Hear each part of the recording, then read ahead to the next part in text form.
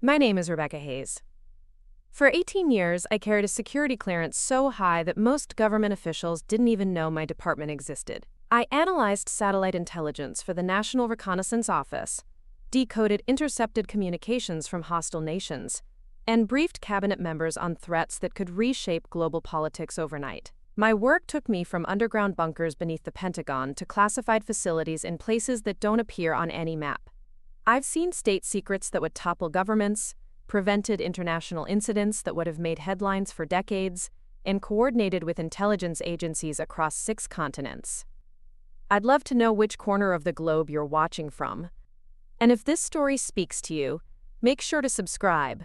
Tomorrow's video is one you absolutely can't miss. But none of that prepared me for walking into a probate courtroom in downtown Phoenix and watching my own parents tear each other apart over money they'd never earned. The fluorescent lights buzzed overhead like angry wasps. My mother, Patricia Hayes, sat ramrod straight in a navy suit that probably cost more than most people's monthly rent. Her manicured fingers drummed against a leather portfolio thick enough to stop a bullet. Across the aisle, my father, Kenneth Hayes, adjusted his gold cufflinks with the same precision he once used to calibrate million-dollar surveying equipment. His attorney, a sharp-faced man with calculating eyes, whispered urgently in his ear while shuffling through documents that seemed to multiply by the minute. I hadn't spoken to either of them in 3 years, not since the funeral, not since Grandpa William's will reading had turned into a battlefield that split our family down the middle like a canyon carved by decades of resentment. My grandfather had been different from my parents. Where they chased wealth and status, he'd chased knowledge. William Hayes had been a cartographer for the U.S. Geological Survey, spending 40 years mapping territories that existed only in classified files. Remote military installations, underground facilities, border regions where official maps showed nothing but empty wilderness. He'd drawn boundaries that defined national security, marked locations that foreign governments would kill to discover, and documented geographical features that remained classified decades after he'd first surveyed them. When I was young, I'd spend summers at his house in Sedona, a modest adobe structure nestled between red rock formations that seemed to glow in the Arizona sunset. The walls were covered with maps, some official USGS publications, others hand-drawn sketches of places he'd visited during his career. He'd point to remote corners of Nevada, obscure valleys in Montana, forgotten islands off the Alaska coast, and tell me stories about the surveys he'd conducted there. Stories about military bases hidden in plain sight, about underground complexes that stretched for miles beneath the desert floor, about installations so secret that even their construction workers were sworn to lifelong silence. "Maps tell the truth, Rebecca," he'd say while we studied topographical charts spread across his kitchen table. "Politicians lie, newspapers get things wrong, but the land doesn't deceive. Every elevation mark, every coordinate, every boundary line represents something real. Something that matters." He'd taught me to read those maps like poetry, to understand the language of contour lines and geological surveys. More importantly, he'd taught me to recognize what wasn't on the maps. The gaps, the inconsistencies, the places where official cartography stopped and classified territory began. Those lessons had served me well in my intelligence career, helping me identify camouflaged installations in satellite imagery and decode geographical references in intercepted communications. My parents had never understood our connection. They'd seen his map collection as an old man's obsession, his stories as the ramblings of someone who'd spent too much time in remote wilderness areas. They'd tolerated my summer visits because it gave them freedom to pursue their own ambitions. My mother's real estate empire, my father's construction company that built luxury developments across the Southwest. When Grandpa William died at 87, his will had been straightforward. The house and everything in it went to me. His savings, modest after decades of government service, were split equally between my parents. It should have been simple, clean, final. But my parents had other ideas. Pavrav. They'd immediately challenged the will, claiming that Grandpa William had been suffering from dementia during his final years. They'd hired expensive attorneys, contested his mental capacity, and demanded that the entire estate be liquidated and divided equally between the 3 of us. They'd painted me as a manipulative granddaughter who'd taken advantage of an elderly man's confusion to steal what rightfully belonged to the family. The accusations had cut deeper than any classified briefing I'd ever delivered. My parents had essentially called me a thief, a fraud, someone who'd exploited a vulnerable relative for financial gain. They dragged my grandfather's memory through legal proceedings that would have disgusted him, turning his final wishes into ammunition for a war he'd never wanted to fight. I'd tried reasoning with them initially. I'd offered to split the property value, suggested we could sell the house and divide the proceeds, even proposed donating everything to charity if money was their only concern. But they'd refused every compromise, demanding not just equal shares but control over every aspect of the inheritance. They'd wanted to catalog and auction his map collection, sell his surveying equipment to collectors, even tear down the house to develop the land for profit. That's when I'd stopped trying to negotiate and started fighting back. The courtroom proceedings had dragged on for 18 months, consuming tens of thousands of dollars in legal fees while my parents battled over assets worth less than what they were spending on attorneys. Every hearing revealed new depths of their greed, new levels of vindictiveness I'd never suspected they possessed. They'd subpoenaed my employment records, questioned my military service, even suggested that my security clearance somehow made me unfit to inherit civilian property. Their lawyers had been relentless, filing motion after motion, demanding depositions, requesting psychological evaluations. They'd treated the probate case like a criminal trial, as if inheriting my grandfather's modest estate made me guilty of some terrible crime. The irony wasn't lost on me. People who'd spent their careers building luxury homes for wealthy clients were now claiming that a government surveyor's life savings rightfully belonged to them. But what bothered me most wasn't their greed. It was their complete disregard for what the inheritance actually meant. They'd never bothered to understand why Grandpa William had left everything to me, never considered that his decision might have been based on something deeper than favoritism or manipulation. They'd reduced his final wishes to a mathematical equation, dividing emotional value by monetary worth and finding the result insufficient. They didn't know about the letters he'd written me during my deployment overseas, encouraging me to pursue my intelligence career despite the dangers involved. They'd never heard his stories about the classified surveys he'd conducted, the strategic importance of geographical intelligence, the pride he'd felt knowing that his granddaughter was carrying on the family tradition of serving national security interests. They hadn't been there during his final weeks, when he'd talked about legacy and purpose, about ensuring that his life's work would be preserved by someone who understood its true significance. To them, his map collection was just paper and ink, worth whatever collectors might pay for vintage surveying documents. His equipment was scrap metal, valuable only for its auction potential. His house was square footage and lot value, nothing more than another development opportunity in Sedona's booming real estate market.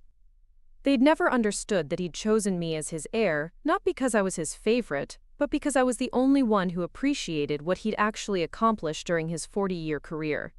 I was the only one who recognized that his work had contributed to national defense, that his maps had helped protect American interests around the world, that his legacy deserved preservation rather than liquidation. Now, sitting in that Phoenix courtroom while my parents' attorneys argued over asset distribution and mental capacity evaluations, I realized that this battle had never really been about money. It had been about respect, for my grandfather's wishes, for his life's work, for the values he'd tried to instill in our family. My parents had failed that test completely, reducing his memory to a financial dispute that would have broken his heart. The judge called for a brief recess, and I watched my parents huddle with their legal teams like generals, planning the next phase of their campaign. They'd spent more on this lawsuit than the entire inheritance was worth, sacrificing family relationships for the principle of winning at any cost. They'd turned probate court into a battlefield, using legal weapons to fight a war that should never have started. But they'd made one crucial mistake in their calculations. They'd assumed I would eventually surrender, that the stress and expense of prolonged litigation would force me to accept their demands for equal distribution. They'd underestimated my determination to honor my grandfather's wishes, and they'd completely failed to understand what I'd discovered while sorting through his personal papers after the funeral. Hidden among his surveying documents, tucked inside folders marked with innocuous labels like Arizona Topographical Studies and Nevada Elevation Surveys, I'd found something that changed everything. Maps and coordinates that didn't match any official USGS publications. survey data from locations that appeared on no public records, geographical intelligence that had been classified for decades, information that could compromise ongoing national security operations, if it ever became public knowledge. My grandfather hadn't just been a government cartographer.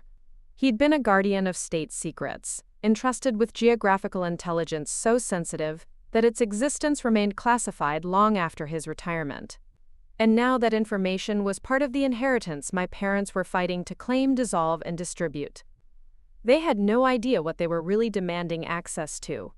They didn't understand that their legal challenge to my grandfather's will had attracted attention from agencies that monitored threats to classified information. They couldn't have imagined that their probate dispute had triggered security protocols designed to protect state secrets from unauthorized disclosure. As we returned to our seats for the afternoon session, I noticed something my parents had missed. Two men in dark suits had entered the courtroom, taking seats in the back row with the casual confidence of federal agents. They weren't court personnel or curious observers. They were intelligence officers, and their presence meant that this family dispute was about to become something much more serious than a simple inheritance battle. My parents had fought for everything they could get their hands on, convinced that their legal strategy would eventually prevail. They'd never considered that some things weren't meant to be fought over, that certain secrets were protected by forces far more powerful than probate court judges. They were about to learn that lesson in the most dramatic way possible. The afternoon session resumed with Judge Margaret Brennan reviewing the morning's testimonies. My mother's attorney, David Castellanos, stood confidently at the podium, his silver hair catching the harsh courtroom lighting as he prepared to deliver what he clearly believed would be the knockout blow to my case. He'd spent weeks preparing character witnesses, financial experts, and even a geriatric psychiatrist who'd never met my grandfather, but was willing to testify about age-related cognitive decline based purely on medical records. A lot of love and effort went into bringing this story to life. If you're enjoying it, we'd be so grateful if you'd subscribe to our channel. Now, back to where we left off. Your Honor, Castellanos began, his voice carrying the practiced authority of someone who'd won dozens of similar cases.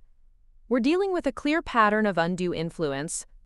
The defendant isolated Mr. William Hayes from his immediate family during his final years, creating an environment where manipulation could flourish unchecked. I felt my jaw clench as he painted me as some kind of predatory relative who'd swooped in to exploit an elderly man's vulnerability. The accusation was particularly galling because anyone who'd actually known my grandfather understood that he possessed one of the sharpest minds I'd ever encountered, even in his 80s. His memory for geographical details had remained flawless until the day he died, and his understanding of complex surveying mathematics had far exceeded anything taught in modern engineering programs. Castellanos continued his character assassination with theatrical precision. Financial records show that Rebecca Hayes visited her grandfather with increasing frequency during the 18 months preceding his death, coinciding exactly with the period when he began expressing doubts about his existing estate planning. Phone records indicate daily conversations between them, often lasting hours, during which she systematically undermined his confidence in his own family relationships. The lies came so smoothly that I almost admired their construction. Yes, I'd visited Grandpa William frequently during his final years, but not to manipulate him into changing his will. I'd gone because he'd been researching something that troubled him deeply, something connected to his classified work that he couldn't discuss with anyone lacking proper security clearances. Our long phone conversations hadn't been about inheritance planning. They'd been about geographical anomalies he'd discovered in his old survey data, inconsistencies that suggested his former colleagues might have been involved in activities that went far beyond standard cartographic work. My father's attorney, Sandra Whitfield, took over the assault with equal venom. She was younger than Castellanos but twice as aggressive, the kind of lawyer who treated every case like a blood sport where victory justified any tactic. She'd made her reputation destroying opposing witnesses through relentless cross-examination, and she'd clearly relished the opportunity to tear apart my relationship with my grandfather. The evidence shows a calculated campaign of alienation, Whitfield declared, gesturing toward a thick folder of documents her paralegal had arranged on the defense table. Rebecca Hayes used her military training in psychological operations to systematically turn Mr. Hayes against his own children. She exploited his respect for her service record, his pride in her career achievements, and his natural desire to support her professional advancement. The accusation hit like a physical blow. Psychological operations, PSYOPS, represented one of the military's most controversial specialties, involving the strategic use of information and communication to influence enemy decision-making. The suggestion that I'd weaponized those techniques against my own grandfather was both professionally insulting and personally devastating.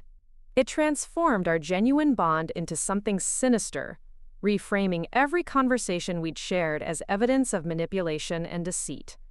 Whitfield wasn't finished with her character destruction.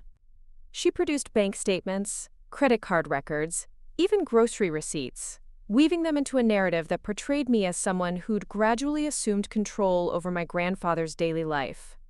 She highlighted every gift I'd given him, every meal I'd paid for, every household repair I'd arranged, presenting these acts of care as calculated investments in a long-term scheme to secure his inheritance. "Notice the pattern," she told the judge, pointing to a timeline chart her team had prepared. Every significant expense Rebecca Hayes covered for her grandfather coincided with documented changes to his estate planning. She paid for his heating system repairs in March, and he updated his will in April.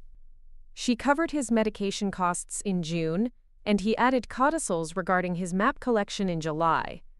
This wasn't generosity. It was a systematic quid pro quo arrangement designed to purchase his loyalty. The distortion was masterful in its cruelty. She'd taken 18 months of genuine care and concern, transforming them into evidence of criminal manipulation.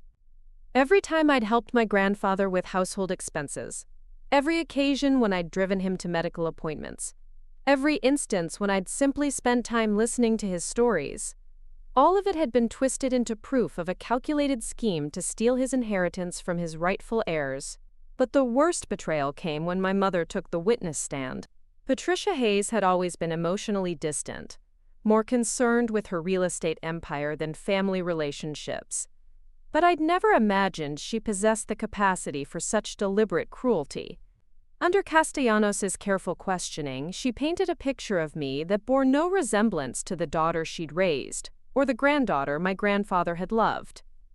Rebecca was always different, she testified, her voice carrying just the right note of maternal concern mixed with disappointment. Even as a child, she was secretive, manipulative. She'd pit family members against each other to get what she wanted. When she joined the military, I hoped the structure would help her develop better character, but her intelligence work only made her more calculating. She'd rehearsed these lies until they sounded like a painful truth. Every childhood disagreement became evidence of manipulation. Every achievement in my military career became proof of dangerous psychological development. Every moment of independence I'd shown growing up was reframed as early signs of the predatory behavior that had ultimately victimized her father. She knew exactly how to exploit Dad's pride in her service, my mother continued, tears appearing on cue as she spoke. She'd call him with stories about her important assignments, her security clearances, her briefings with high-ranking officials. She made him feel like he was part of something significant by association. Then she'd gradually steer the conversation toward family finances, expressing concern about Kenneth and me, suggesting we were only interested in his money. The testimony was devastating precisely because it contained fragments of truth, wrapped in layers of distortion. I had shared stories about my career with my grandfather, but only because he'd been genuinely fascinated by the intelligence world and proud of my achievements. I had discussed family relationships with him, but only because he'd been troubled by my parents' increasing focus on material wealth and social status. I had never suggested they were motivated purely by greed.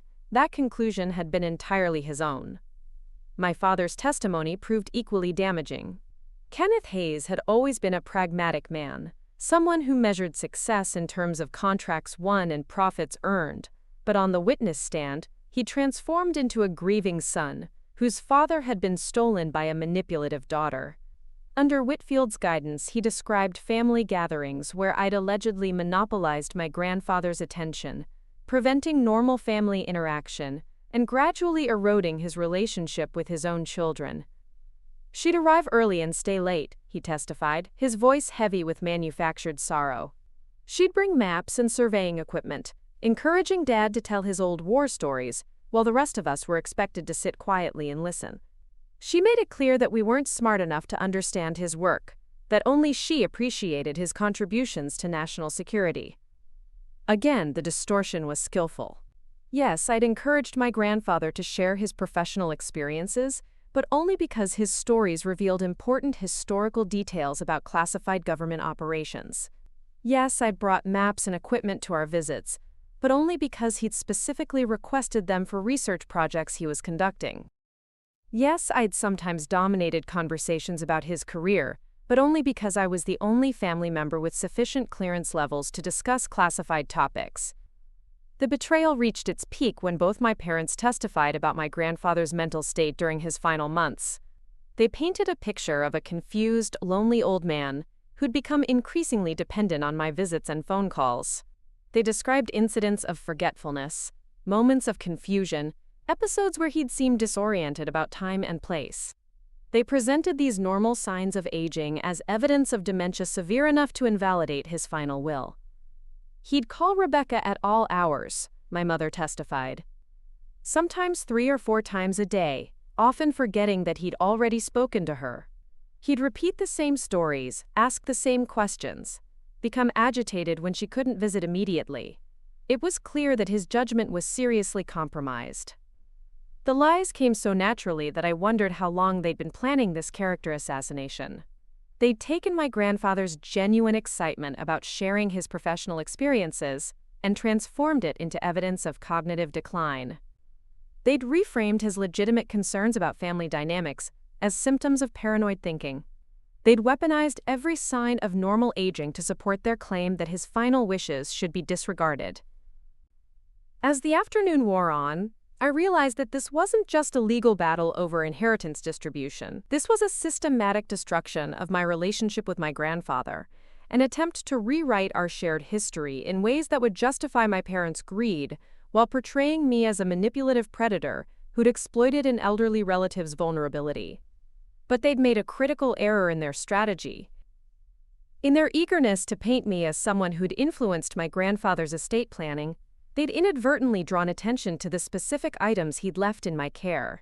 Their attorneys had repeatedly mentioned his map collection, his surveying equipment, his professional documents, all the materials that contained the classified information I'd discovered after his death.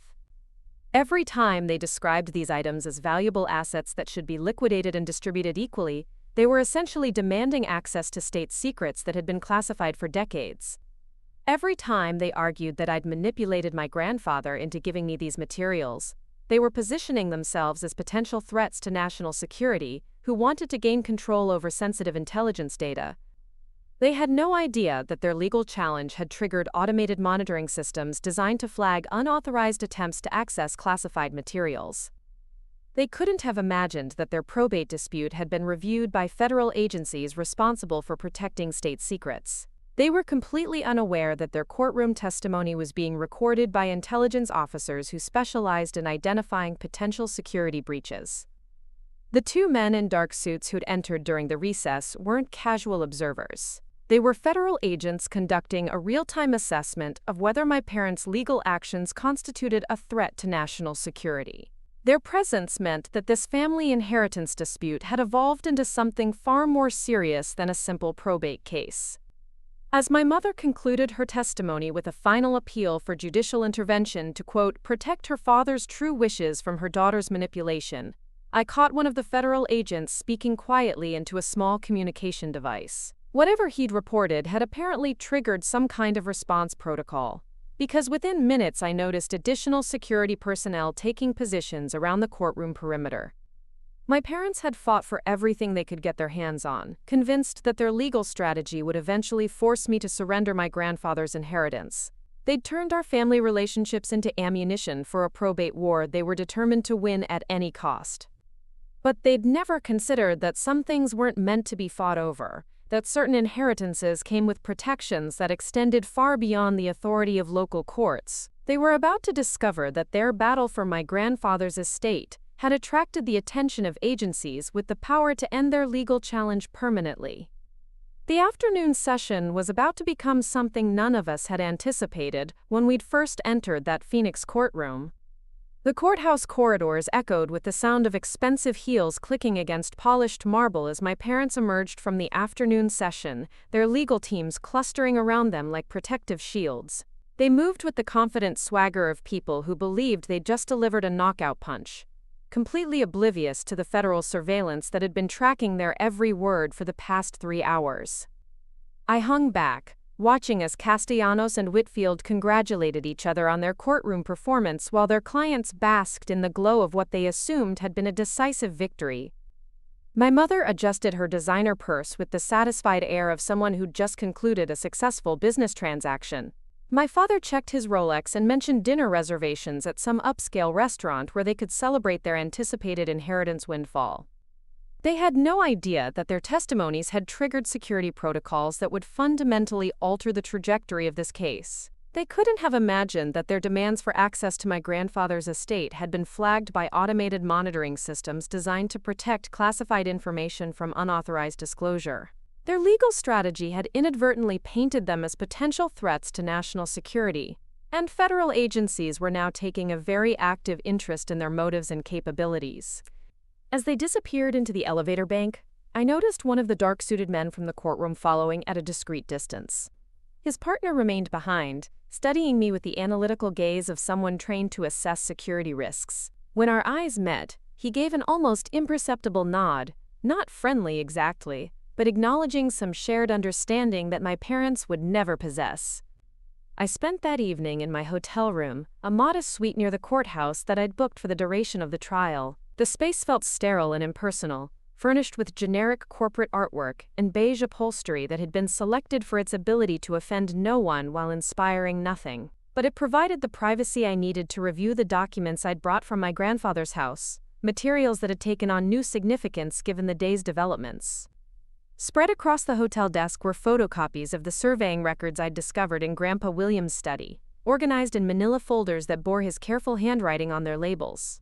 Yucca Mountain Secondary Surveys, Nevada Test Site Perimeter Studies, Groom Lake Topographical Analysis, innocuous titles that disguised their true significance. To anyone without appropriate clearance levels, these would appear to be routine government cartography projects from the 1970s and 1980s.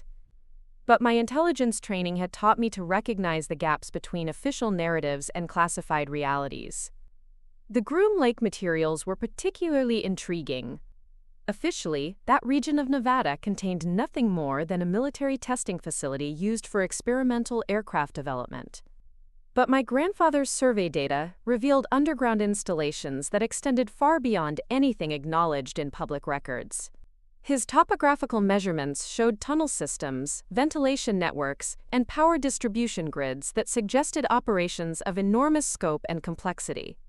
More disturbing were the notations he'd made in the margins of these documents, comments that revealed his growing concerns about how his work had been utilized. "Excavation continues beyond approved parameters," he'd written beside one elevation chart. "Geological instability, not addressed in construction planning," appeared next to another. "Personnel access protocols exceed normal classification requirements," accompanied a third. These weren't the observations of someone suffering from dementia, as my parents had claimed in their testimony. They were the careful professional assessments of an experienced surveyor who'd begun to suspect that his geographical intelligence was being used for purposes that exceeded the scope of his original assignments. My grandfather had started to piece together evidence that his cartographic work had facilitated operations that remained classified decades after their completion. The Nevada test site materials revealed similar patterns. Official records described nuclear weapons testing that had concluded in the 1990s, but my grandfather's surveys showed ongoing excavation and construction activities that extended well into the 2000s. His measurements documented the expansion of underground facilities, the installation of sophisticated communication networks, and the development of transportation infrastructure that suggested these sites remained operationally significant long after their supposed decommissioning. But it was the Yucca Mountain documentation that provided the most alarming insights. The proposed nuclear waste repository had been officially canceled in 2009, yet my grandfather's surveys showed continued activity throughout the 2010s. His topographical data revealed construction projects that bore no resemblance to waste storage facilities, installation of equipment that seemed designed for research rather than containment, and security measures that exceeded anything required for simple environmental protection. As I studied these materials, a pattern emerged that explained why my inheritance had attracted federal attention. My grandfather hadn't simply been a government cartographer. He'd been an unwitting participant in classified operations that involved the development of underground facilities across the American Southwest.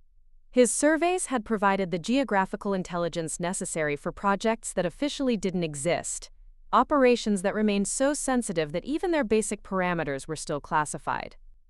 The phone rang, interrupting my analysis. The caller ID showed a number I didn't recognize, but when I answered, the voice belonged to someone from my professional past. Rebecca Hayes? The tone was crisp, businesslike, tinged with the kind of authority that came from years of handling sensitive intelligence matters. Speaking. This is Colonel Sarah Martinez, Defense Intelligence Agency. We need to talk. I'd heard of Martinez, but never worked with her directly. She'd built her reputation managing counterintelligence operations that protected classified defense programs from foreign surveillance and domestic security breaches. Her involvement confirmed that my family's probate dispute had escalated far beyond the jurisdiction of local courts. I assume this concerns the proceedings today, I said, keeping my voice neutral despite the surge of adrenaline that accompanied any contact from DIA headquarters.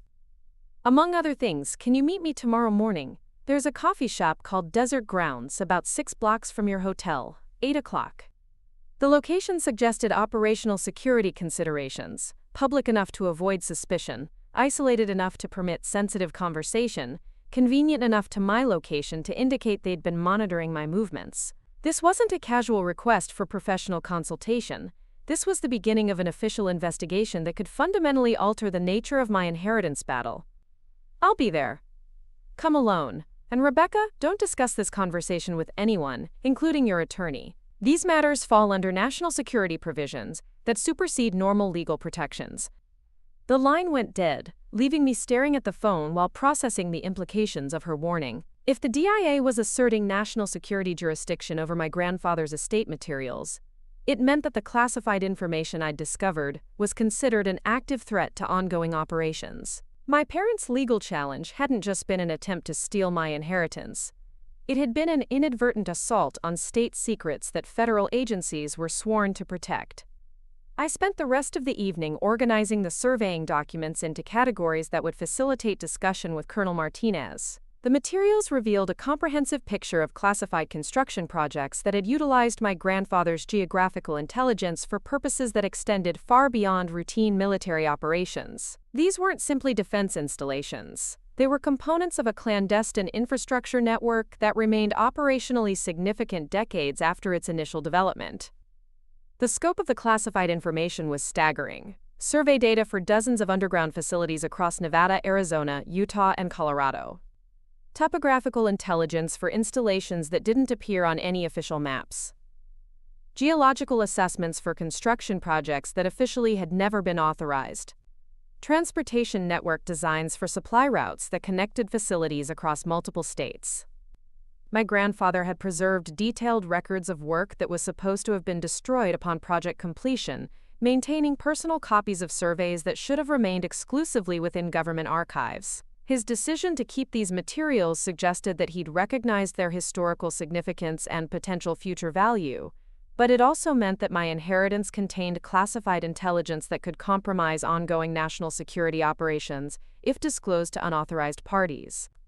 As midnight approached, I realized that my parents' legal strategy had created an impossible situation. Their demands for access to my grandfather's estate had essentially required them to request disclosure of classified materials that they had no legal right to examine.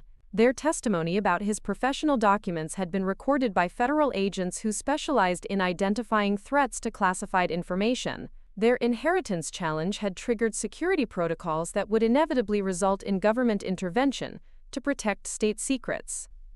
The federal agents who'd appeared in the courtroom weren't conducting routine monitoring. They were evaluating whether my parents posed a deliberate threat to national security or were simply ignorant civilians who'd stumbled into classified territory. Their assessment would determine whether this case proceeded through normal legal channels or disappeared into the shadowy realm of national security investigations. I understood now why my grandfather had chosen me as his sole heir. He'd known that his estate contained materials that required proper security clearances to handle safely. He'd recognized that my intelligence background made me the only family member capable of preserving his professional legacy without compromising ongoing classified operations. He'd trusted me to understand the difference between personal inheritance and national security responsibility.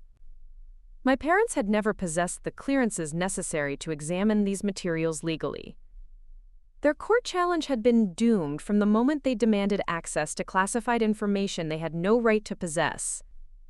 They'd unwittingly positioned themselves as security threats simply by insisting that my grandfather's professional documents should be treated as ordinary inheritance assets subject to normal probate distribution.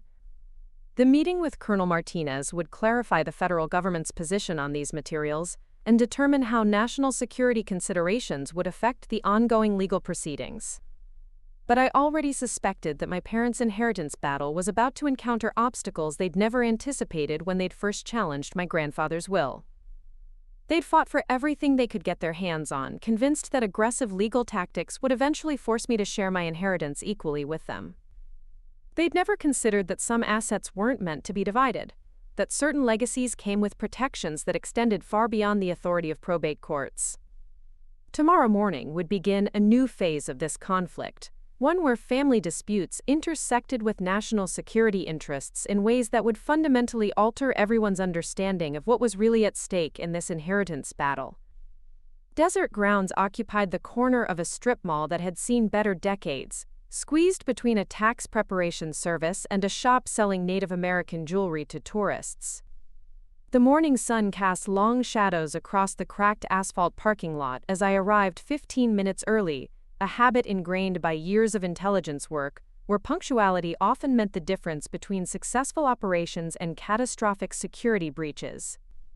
Colonel Sarah Martinez was already there, seated at a corner table with clear sightlines to both entrances, and her back positioned against a solid wall. She appeared to be in her mid-40s, with steel-gray hair pulled into a regulation bun, and the kind of alert posture that suggested constant situational awareness. Her civilian clothes, dark jeans, simple blouse, understated jacket, were carefully chosen to blend into the local environment, while concealing whatever equipment she carried for secure communications. She didn't stand when I approached, merely gestured toward the empty chair across from her with the economical movement of someone accustomed to conducting sensitive conversations in public spaces. A tablet lay closed beside her coffee cup, its surface reflecting the fluorescent lighting that gave the entire establishment an antiseptic quality. "Rebecca Hayes," she said, not a question but a confirmation of identity that suggested she'd been monitoring my movements since entering the coffee shop. "Defense Intelligence Agency appreciates your willingness to meet under these circumstances." I settled into the chair, noting that she'd positioned us far enough from other patrons to prevent casual eavesdropping while maintaining the appearance of an ordinary business meeting. The tactical considerations impressed me. This was someone who understood operational security at a level that went far beyond standard military training. "I assume this concerns my grandfather's estate materials," I said, keeping my voice low enough to avoid attracting attention from the handful of early morning customers scattered throughout the dining area. Martinez nodded, her expression remaining neutral as she opened the tablet and angled it slightly toward me. The screen displayed a satellite photograph of the Sedona house, where I'd spent countless childhood summers, but the image had been enhanced with overlays that revealed details invisible to normal surveillance. Heat signatures from electronic equipment, electromagnetic emissions that suggested sophisticated communication systems, and structural modifications that indicated the presence of concealed spaces. "Your grandfather's residence has been under periodic monitoring for the past 18 months, she explained, her tone carrying the matter-of-fact quality of someone delivering routine intelligence briefings. "We became concerned when his behavior patterns changed following his retirement, specifically his renewed interest in materials that should have remained within classified archives. The revelation hit like cold water. My grandfather hadn't simply preserved copies of his professional work. He'd been actively researching projects that remained sensitive decades after their completion. The federal government had been watching him, assessing whether his activities posed a threat to ongoing operations or represented legitimate historical inquiry by someone with appropriate clearances. Martinez swiped to the next image, revealing a photograph of my grandfather's study taken through high-powered surveillance equipment. Every detail was visible. The maps covering his walls, the surveying instruments arranged on his desk, the filing cabinets where he'd stored decades of professional documentation. But most disturbing were the red circles that highlighted specific documents, indicating that federal agencies had been monitoring his research activities with extraordinary precision. "We know he contacted you frequently during his final months," Martinez continued, studying my reaction with the analytical gaze of someone trained to detect deception. "Phone records showed daily conversations, often lasting several hours. Email traffic indicates he was sharing sensitive materials with you, materials that technically should have been destroyed upon his retirement." I felt a chill of recognition as the scope of federal surveillance became clear. They hadn't just been monitoring my grandfather's activities. They'd been tracking our communications, analyzing our relationship, assessing whether I represented a security risk or a potential asset in managing classified information that had remained outside official control for decades. "He was researching discrepancies," I said carefully, unsure how much I should reveal about our conversations, but recognizing that Martinez probably already knew more than she was indicating. "Survey data that didn't match official project records. Construction activities that exceeded approved parameters." Martinez's expression shifted slightly, suggesting that my answer had confirmed suspicions rather than providing new information. She swiped to another screen, this one displaying a complex organizational chart that mapped connections between various government agencies, private contractors, and classified projects that had utilized my grandfather's geographical intelligence. "Project Deep Foundation," she said, pointing to a designation at the center of the chart. "Classified construction initiatives spanning 4 decades, involving the development of underground installations across 7 western states. Your grandfather provided surveying support for Phase 1 operations between 1975 and 1985. The name meant nothing to me, but the implications were staggering. My grandfather hadn't simply been documenting routine military installations. He'd been contributing to a massive infrastructure project that had remained classified for nearly half a century. The underground facilities revealed in his survey data weren't isolated defense installations but components of an integrated network designed for purposes that apparently remained operationally sensitive. Martinez continued her briefing with the systematic precision of someone who delivered similar presentations to cleared personnel. Phase 2 expanded the network during the 1990s, adding communication systems and transportation infrastructure. Phase 3, initiated after 9/11, incorporated advanced security measures and expanded operational capabilities. The project remains active under different administrative designations. She highlighted specific nodes on the organizational chart, revealing connections that explained why my grandfather's materials had attracted federal attention. The surveying data he'd preserved contained geographical intelligence for facilities that officially didn't exist, installations that supported operations spanning multiple agencies, and decades of classified development. "The problem," Martinez said, closing the tablet and leaning forward slightly, "is that your parents' legal challenge has brought unwanted attention to materials that were supposed to remain permanently classified. Their court filings have been reviewed by multiple agencies, their testimonies analyzed for security implications, their attorneys subjected to background investigations." The scope of federal involvement was becoming clear. My family's inheritance dispute hadn't just triggered routine monitoring. It had activated comprehensive security protocols designed to protect state secrets from unauthorized disclosure. Every aspect of the probate proceedings was now subject to national security oversight that could override normal legal protections. "Are they considered threats?" I asked, though I suspected I already knew the answer based on the federal agents who'd appeared in the courtroom. Martinez's pause was telling.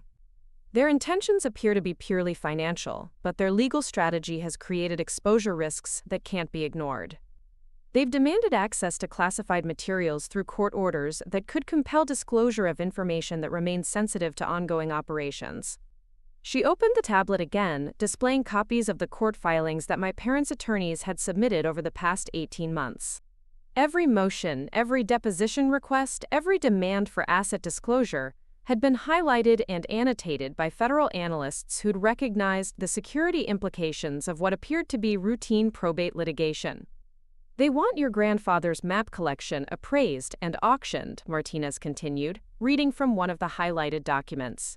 They've requested access to his surveying equipment for evaluation by private collectors. They've demanded complete inventories of his professional documents for equal distribution among heirs. Each demand represented a potential security breach that could expose classified information to unauthorized parties. My parents' greed had led them to request access to materials that federal agencies were sworn to protect, creating a conflict between family inheritance rights and national security interests that had no easy resolution. "What happens now?" I asked, though part of me dreaded the answer. Martinez closed the tablet with a decisive snap. "That depends on several factors. Your cooperation in securing these materials, your parents' willingness to withdraw their legal challenge voluntarily, the court's receptiveness to national security arguments that could override normal inheritance procedures." The implications were clear. The federal government possessed the authority to classify my grandfather's estate materials as state secrets, removing them from probate jurisdiction and potentially criminalizing my parents' attempts to gain access. But such actions would require revealing the existence of classified projects that had remained hidden for decades, creating new security risks while addressing existing ones. "There's another complication," Martinez added, her tone suggesting that the most serious revelations were yet to come. "Your grandfather wasn't just preserving historical records. He was actively investigating inconsistencies that suggested unauthorized activities within classified programs he'd supported." She handed me a sealed envelope marked with classification stamps that I recognized from my intelligence career. The contents would require appropriate clearances to examine legally, but Martinez's willingness to provide them suggested that federal agencies had concluded I was a necessary ally rather than a potential threat. His research indicated that some Phase 3 construction exceeded authorized parameters, she continued. Facilities that were supposed to be decommissioned remained operational. Funding streams that should have been terminated continued flowing. Personnel who should have been reassigned maintained access to installations that officially didn't exist. The envelope felt heavier than its actual weight as I realized what Martinez was suggesting. My grandfather hadn't just documented classified construction projects. He'd uncovered evidence of unauthorized activities within those projects, operations that had continued beyond their official termination dates using funding and personnel that had been diverted from legitimate programs. He was building a case, I said, finally understanding why he'd preserved so much classified documentation and why he'd shared his concerns with me during our final conversations. Martinez nodded. A case that died with him, leaving behind evidence that multiple agencies now need to secure or neutralize. Your inheritance doesn't just contain historical records. It contains potential proof of unauthorized operations that could compromise ongoing classified programs if disclosed to the wrong parties. The scope of the conspiracy was becoming clear. My grandfather's estate contained evidence of activities that had operated beyond official oversight, utilizing classified infrastructure for purposes that exceeded their authorized mandates. Federal agencies weren't just protecting state secrets. They were protecting themselves from exposure of operations that had violated their own internal controls. Your parents have no idea what they're really fighting for, Martinez concluded.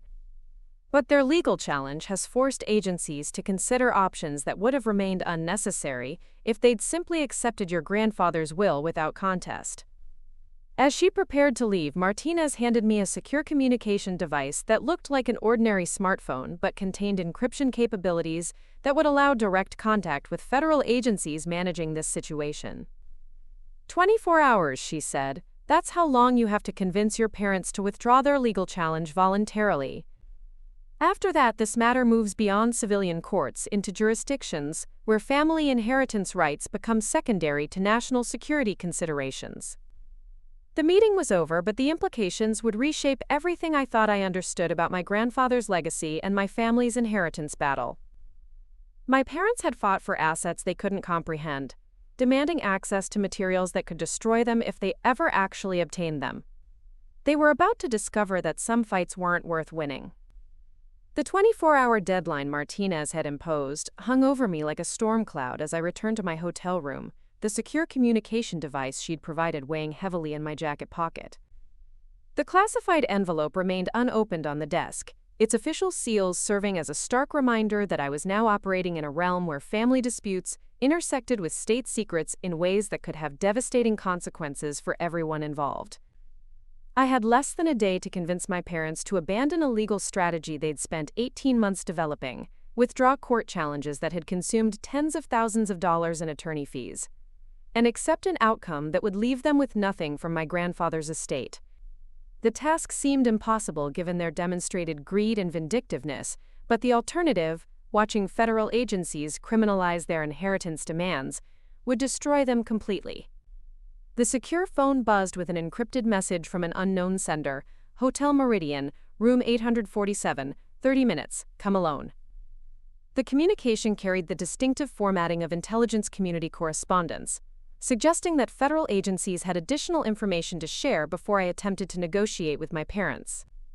Room 847 was located on the 8th floor of a luxury hotel in downtown Phoenix, the kind of establishment that catered to business travelers who valued discretion and security over flashy amenities. The hallway was deserted when I arrived, monitored by sophisticated surveillance systems that undoubtedly recorded every visitor for later analysis by whoever had arranged this meeting. The door opened before I could knock, revealing a woman in her 30s with the alert bearing of someone accustomed to handling sensitive intelligence operations. She was tall, athletic, with short blonde hair and pale blue eyes that seemed to catalog every detail of my appearance within seconds of our initial contact. "Agent Jennifer Walsh, National Security Agency," she said, stepping aside to allow me entry into a suite that had been transformed into a temporary command center. Multiple laptops displayed satellite imagery, communication intercepts, and surveillance footage from locations I didn't immediately recognize. "We need to discuss developments that have occurred since your meeting with Colonel Martinez." The room's windows overlooked the Phoenix skyline, but heavy curtains had been drawn to prevent visual surveillance from adjacent buildings. The furniture had been rearranged to create clear sightlines to all entrances, while providing acoustic privacy for sensitive conversations.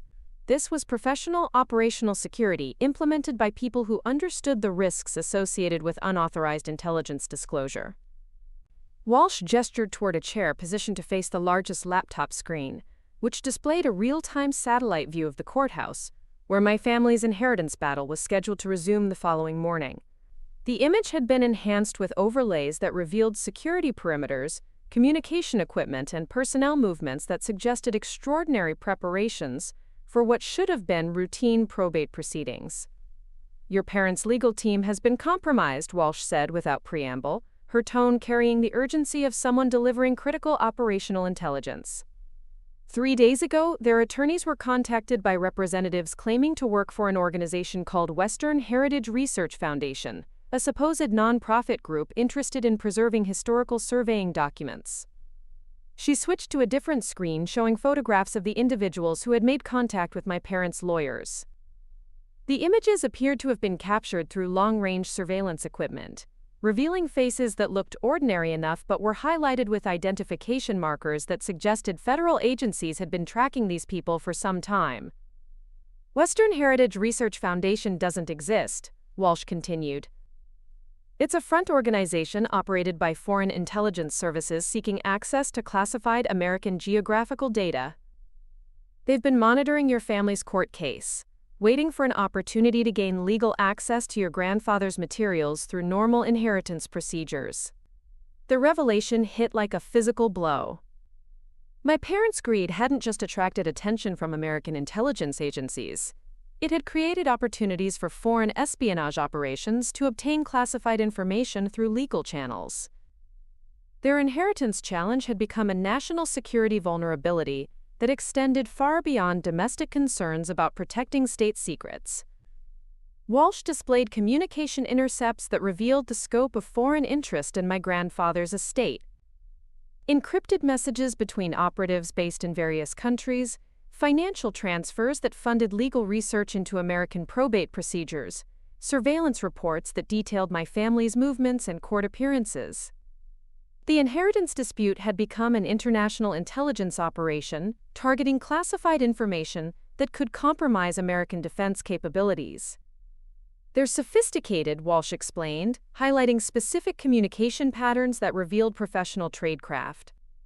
They've studied American legal procedures, identified inheritance law as a potential vulnerability for accessing classified materials, and selected your family's case as a test scenario for developing repeatable methodologies. The implications were staggering. If foreign intelligence services succeeded in obtaining my grandfather's surveying data through legal inheritance procedures, they would have established a precedent that could be applied to other cases involving deceased government employees. American state secrets could become accessible through probate courts that lacked the security protocols necessary to protect classified information from unauthorized disclosure. Your parents have no idea they're being manipulated, Walsh continued, switching to surveillance footage that showed my mother meeting with supposed representatives from the Western Heritage Research Foundation. They believe they found potential buyers for your grandfather's map collection, people willing to pay premium prices for vintage surveying documents. The video was devastating in its clarity. My mother sat across from two individuals in an upscale restaurant, discussing the monetary value of geographical surveys she had no legal right to sell. She appeared animated, excited about the prospect of converting my grandfather's professional legacy into cash that could be divided among family members. She had no comprehension that she was negotiating with foreign operatives seeking to obtain American state secrets. Walsh provided additional footage showing my father in similar circumstances, meeting with different representatives who claimed expertise in evaluating historical cartographic materials. His discussion focused on auction procedures, appraisal methodologies, and market demand for specialized surveying equipment. Like my mother, he was completely oblivious to the true nature of the people expressing interest in my grandfather's estate. They've promised your parents that your grandfather's materials could be worth hundreds of thousands of dollars on the collector's market, Walsh explained. They've provided detailed valuations, market analyses, even introduced your parents to supposed auction houses that specialize in historical government documents. Every aspect of the foreign operation was designed to exploit my parents' greed while concealing its true intelligence-gathering objectives. The supposed collectors were actually intelligence operatives. The auction houses were front organizations. The market valuations were fabricated to encourage my parents to pursue legal access to classified materials that could then be transferred to foreign governments through seemingly legitimate commercial transactions. The Western Heritage Research Foundation has offered to fund your parents' legal expenses, Walsh continued, displaying financial records that revealed the scope of foreign investment in my family's court case. They've provided expert witnesses, paid for additional attorney consultations, even covered costs for private investigators hired to research your grandfather's professional background. The foreign intelligence operation had essentially taken control of my parents' legal strategy, guiding their court challenges in directions that would maximize opportunities for accessing classified information. Every motion their attorneys filed, every witness they called, every piece of evidence they requested, had been influenced by operatives seeking to obtain American state secrets through judicial procedures. Tomorrow morning's court session will determine whether your parents gain legal access to your grandfather's estate, Walsh said, her tone becoming more urgent. If they succeed, foreign intelligence services will have established a legal framework for obtaining classified American information through inheritance disputes involving deceased government employees. She opened the secure laptop and began typing rapidly, accessing databases that displayed information about other ongoing probate cases involving former intelligence community personnel. The screen showed dozens of similar situations, where surviving family members were challenging wills, demanding access to professional materials, or fighting over assets that contained classified information. This isn't an isolated incident, Walsh explained. Foreign intelligence services have been systematically identifying inheritance disputes involving former government employees, developing legal strategies for accessing classified materials through probate procedures, and preparing to implement these methodologies on a much larger scale. The scope of the threat was becoming clear. My family's inheritance battle wasn't just about my grandfather's estate.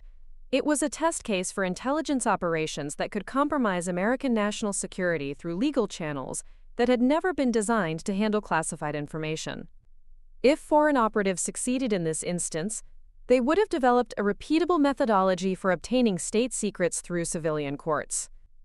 Walsh closed the laptop and turned to face me directly, her expression carrying the weight of someone who understood the full implications of what she'd revealed. Your parents have become unwitting assets in a foreign intelligence operation that extends far beyond their comprehension. They believe they're fighting for financial inheritance, but they're actually serving as proxies for hostile governments seeking access to American classified information. The secure communication device in my pocket buzzed with another encrypted message, this one from Colonel Martinez. Foreign involvement confirmed. Timeline accelerated. Federal intervention authorized if civilian negotiations fail. Walsh noticed my reaction to the message. You have less time than originally estimated, she said. If your parents proceed with tomorrow's court session, federal agencies will be forced to intervene using authorities that could result in criminal charges for anyone involved in attempting to access classified materials without proper authorization.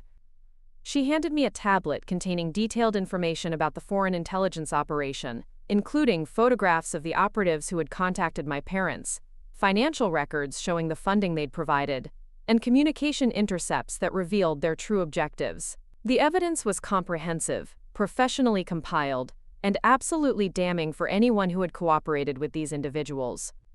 Your parents need to understand what they've stumbled into, Walsh continued. This isn't a family inheritance dispute anymore. It's become an international intelligence operation that threatens American national security. Their cooperation with foreign operatives, however innocent their intentions, has created legal vulnerabilities that could result in espionage charges.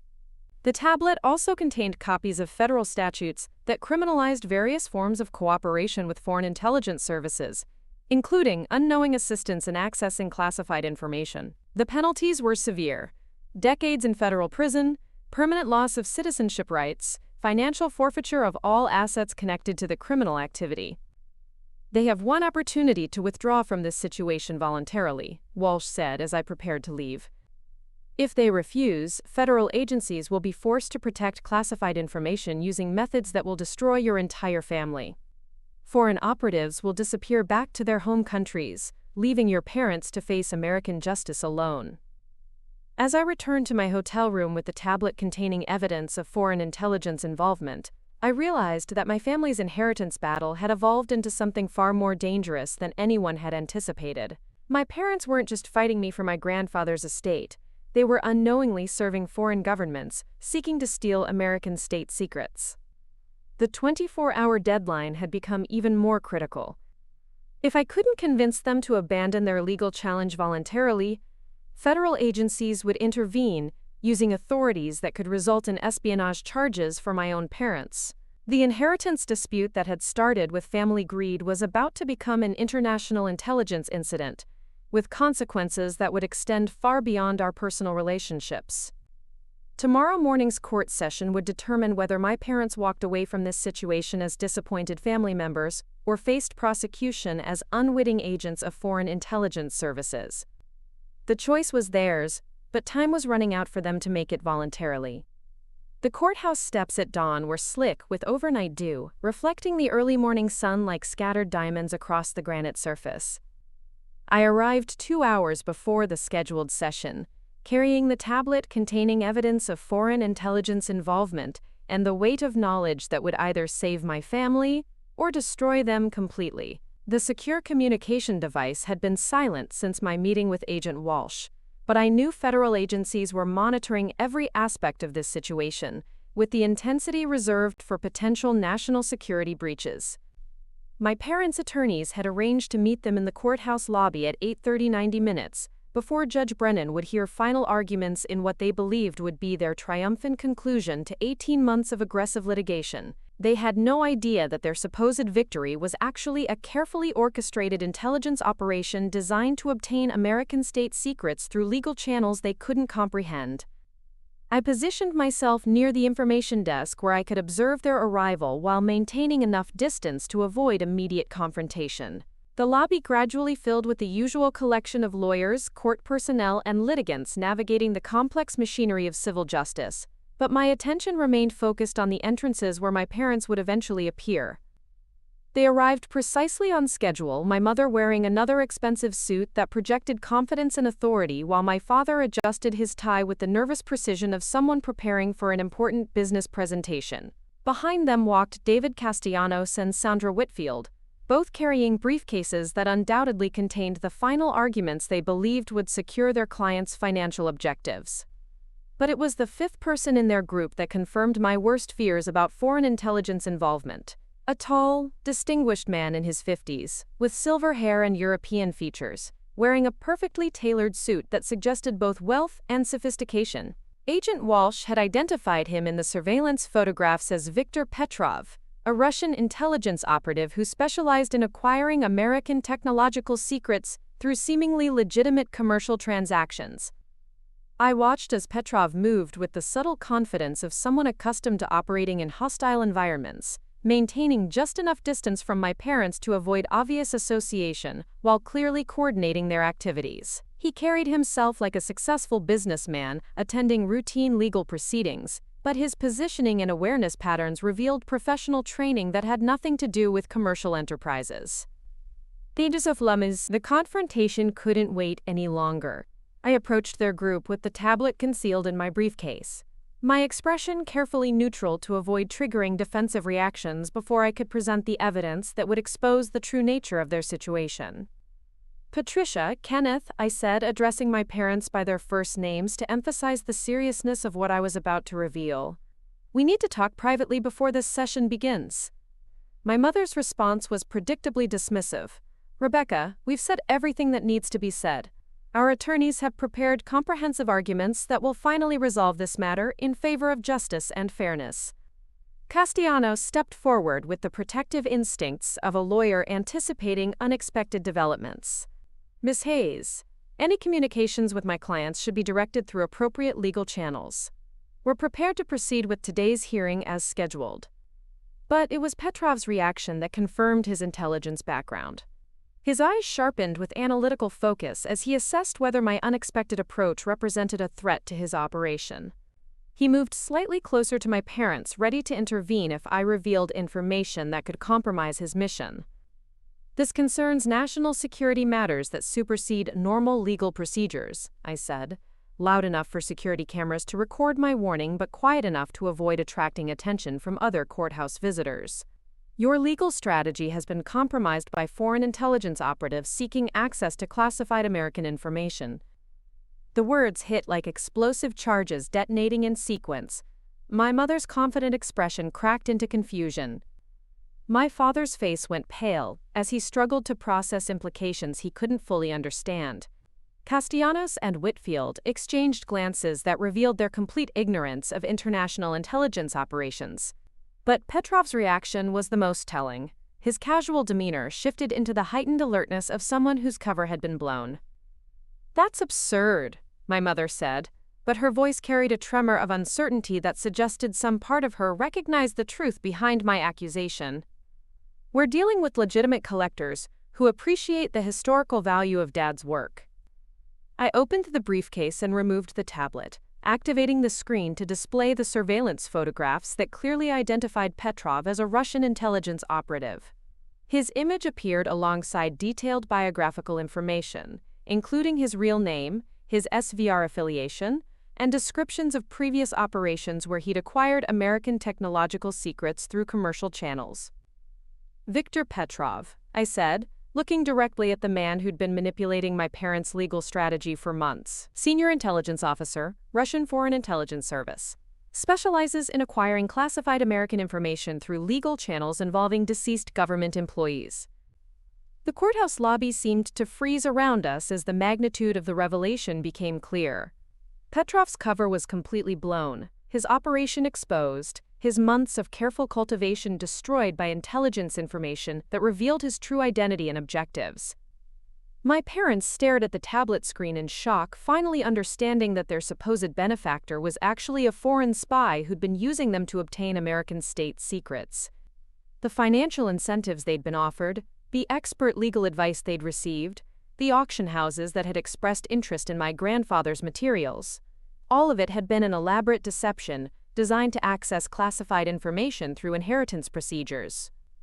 "This is impossible," my father whispered, but his eyes remained fixed on the surveillance photographs that showed him meeting with Russian operatives he'd believed were legitimate collectors. They were businessmen, investors interested in historical documents.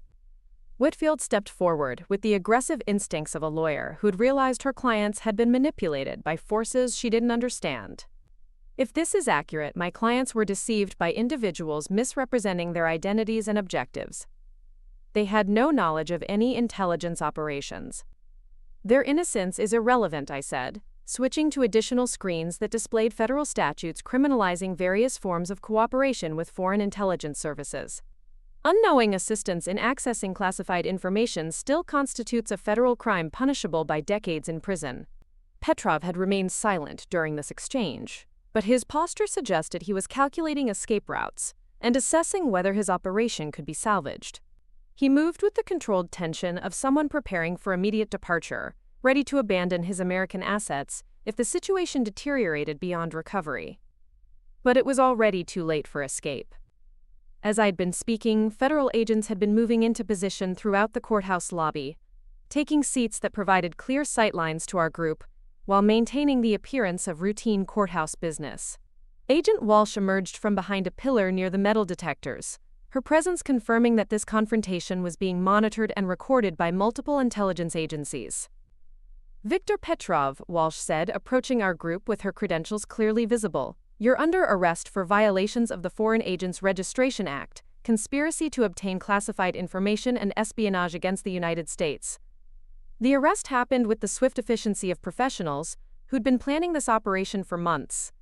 Additional agents appeared from concealed positions throughout the lobby, surrounding Petrov before he could attempt to escape or contact his handlers. His hands were secured behind his back, with restraints that looked like ordinary business accessories, but were actually sophisticated detention devices designed for high-value intelligence targets.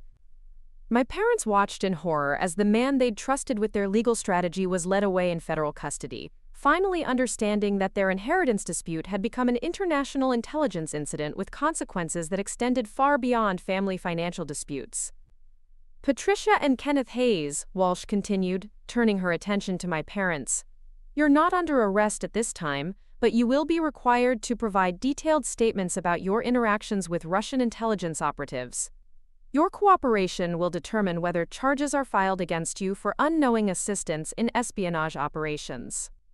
Castellanos and Whitfield were already backing away from their clients, recognizing that this situation had evolved far beyond normal legal representation into territory that required specialized national security attorneys. Their expensive suits and confident demeanor had evaporated, replaced by the nervous uncertainty of lawyers who'd accidentally become involved in international espionage cases. "The court hearing scheduled for this morning is canceled," Walsh announced, producing official documentation that transferred jurisdiction from civilian probate procedures to federal national security investigations. "All materials related to the estate of William Hayes are now classified as state secrets under the authority of the National Security Act." My mother sank into a nearby chair, the full weight of her situation finally becoming clear. Her expensive legal strategy had been funded by Russian intelligence services. Her demands for inheritance access had been guided by foreign operatives seeking American state secrets. Her testimony attacking my character had been orchestrated by enemies of the United States, who'd used her greed to advance their espionage objectives.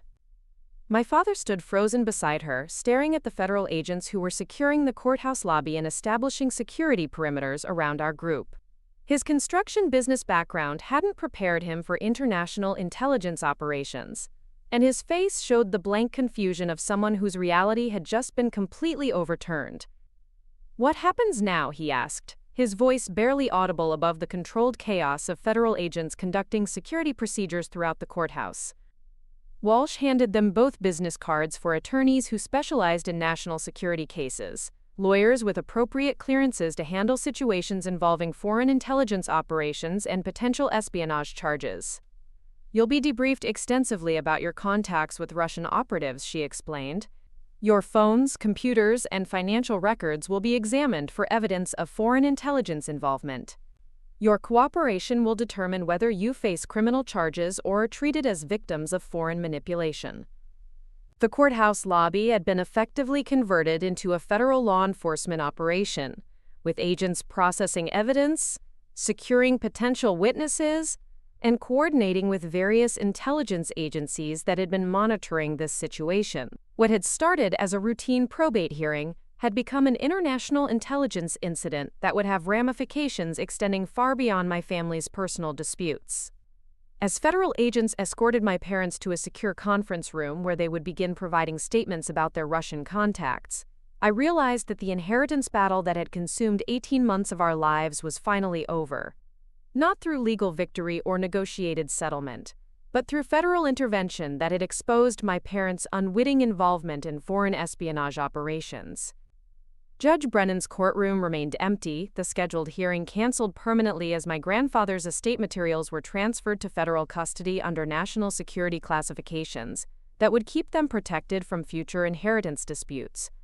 My parents had fought for everything they could get their hands on, convinced that aggressive legal tactics would eventually secure their financial objectives. They'd never imagined that their greed had made them perfect targets for foreign intelligence services seeking to steal American state secrets through legal channels. Now they faced federal investigations, potential criminal charges, and the complete destruction of their reputations as the price for their unwitting cooperation with Russian espionage operations. Their inheritance battle was over, but their legal troubles were just beginning. 6 months later, I stood in my grandfather's study in Sedona, surrounded by empty spaces where classified maps and surveying equipment had once filled every available surface. The federal government had removed all materials related to Project Deep Foundation, leaving behind only the personal photographs and civilian memorabilia that held no intelligence value. The room felt hollow yet peaceful, like a library after its most dangerous books had been relocated to more secure archives. The morning sun streamed through windows that overlooked red rock formations my grandfather had surveyed decades earlier, when his work contributed to national defense projects that few Americans would ever know existed. His empty desk still bore the impression marks from instruments that had measured coordinates for installations that officially didn't exist, geographical intelligence that had helped protect American interests in ways that could never be publicly acknowledged. Agent Walsh had called the previous evening to provide the final update on legal proceedings that had transformed my family's inheritance dispute into one of the most significant counterintelligence operations in recent memory. Viktor Petrov had been convicted on 17 counts of espionage and sentenced to 35 years in federal prison without possibility of parole.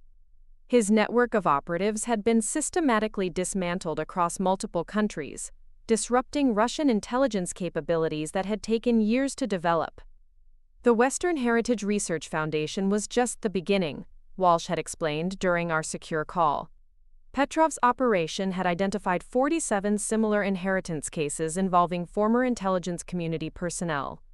Your family's situation allowed us to expose and neutralize a systematic threat to classified information that could have compromised American national security for decades. The scope of foreign intelligence targeting had been staggering. Russian, Chinese, and Iranian operatives had been monitoring obituaries of former government employees, researching their surviving family members, and developing legal strategies for accessing classified materials through inheritance procedures that had never been designed to handle state secrets. My grandfather's estate had been selected as a test case for methodologies that could have been applied to hundreds of similar situations. But perhaps more importantly, the investigation had revealed the existence of unauthorized activities within classified programs that my grandfather had spent his final years documenting. His surveying data had provided evidence of operations that exceeded their official mandates, using classified infrastructure for purposes that had never been approved by congressional oversight committees. Colonel Martinez had briefed me extensively about the internal investigations that my grandfather's research had triggered within various intelligence agencies. Construction projects that should have been terminated in the 1990s had continued operating under different administrative designations. Personnel who should have been reassigned after program completion had maintained access to classified facilities for unauthorized activities. Funding streams that appeared to support legitimate operations had been diverted to projects that existed beyond official oversight. Your grandfather was building a case that would have exposed serious violations of intelligence community protocols, Martinez had explained. His death prevented him from presenting his evidence through appropriate channels, but his research has allowed us to address problems that had been developing for decades. The classified envelope she'd given me during our first meeting had contained my grandfather's final report, a comprehensive analysis of discrepancies he'd discovered while reviewing his own surveying data from the 1970s and 1980s. His professional integrity had compelled him to investigate inconsistencies that suggested his geographical intelligence had been used for purposes that exceeded their authorized scope. Reading his conclusions had been both heartbreaking and inspiring. My grandfather had recognized that his life's work had been exploited by people who cared more about personal power than national security.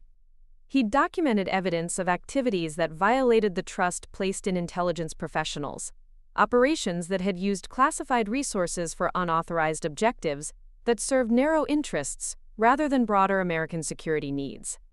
His decision to preserve classified materials hadn't been motivated by nostalgia or professional vanity. He'd been gathering evidence for a whistleblower case that would have exposed serious violations of intelligence community ethics and legal constraints. His death had prevented him from presenting his findings through proper channels, but his research had provided federal investigators with the documentation necessary to address problems that had been hidden for decades. The implications extended far beyond my family's personal situation. Intelligence agencies had implemented new protocols for monitoring retired personnel who maintained access to classified information. Congressional oversight committees had initiated reviews of classified construction projects that had operated beyond their authorized parameters. Legal procedures had been established for handling inheritance disputes involving former intelligence community employees. My parents had eventually been cleared of criminal charges after extensive debriefing sessions that established their innocence regarding foreign intelligence operations.